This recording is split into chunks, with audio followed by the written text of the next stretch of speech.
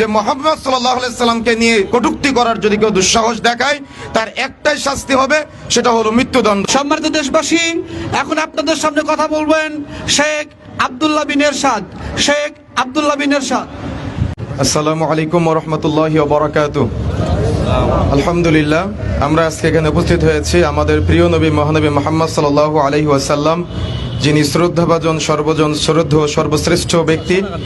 তাকে নিয়ে বিভিন্ন সময় আমরা বিভিন্ন কথা বলতে বিভিন্ন জনকে দেখি, কোনো প্রকার তারা কথা বলতে বিভিন্নভাবে ব্যঙ্গ করতে, তারা কোনো প্রকার ভয় ভীতি আমরা তাদের মাঝে কখনো দেখি না।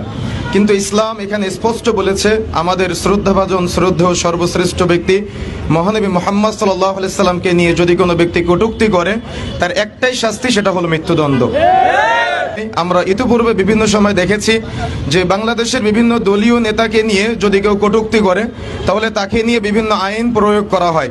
কিন্তু এমন একটা আইন বাংলাদেশে থাকা দরকার যে আইন মহানবী মুহাম্মদ সাল্লাল্লাহু আলাইহি ওয়াসাল্লাম প্রতিটা মুসলিমের হৃদয়ের স্পন্দন।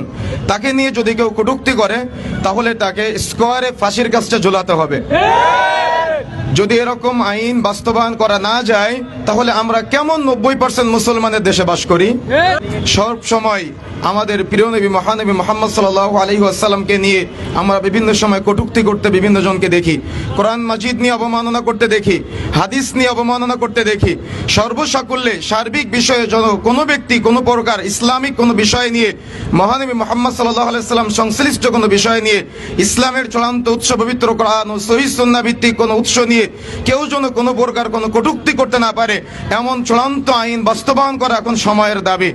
সুতরাং আজকের আয়োজন থেকে আমি এতটুকু নসিহা বা আপনাদের মাঝে আহ্বান জানাতে চাই, যারা দায়িত্বশীল আছেন, আপনারা মুসলমান, আমরা ইসলামকে ভালোবাসি, মহানবী মুহাম্মদ সাল্লাল্লাহু আলাইহি সাল্লামকে হৃদয় থেকে ভালোবাসি।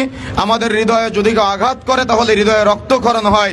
এজন্য আজকে থেকে আমাদের সবসময় এই আইন প্রয়োগের ক্ষেত্রে যারা দায়িত্বশীল আছেন, আপনার নেতাকে নিয়ে যদি কেউ কোনো প্রকার কটূক্তি করে তাহলে আপনাদের শরীরে যেমন জ্বালা পোড়া হয়, আমাদের প্রিয় নবী মহানবী মুহাম্মদ সাল্লাল্লাহু আলাইহি সাল্লামকে নিয়ে যদি কেউ কটূক্তি করে তাহলে আমাদেরও শরীরে এরকম জ্বালা পোড়া হয়।